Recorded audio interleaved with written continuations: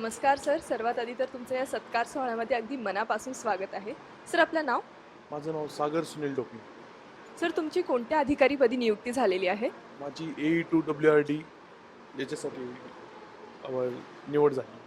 खूप खूप अभिनंदन. आणि तुमच्या या उत्कृष्ट ह्याच्यात यशामध्ये आपल्या IITian'sचा कितपत वाटा आहे? मी जेव्हा 2019ला पासआउट झालो, त्याच्यानंतर मी डायरेक्ट 2 जुलैला क्लासेस चालू झाले आणि फर्स्ट अटेम्प्टमध्येच माझी प्री मेन्स क्लिअर झाली.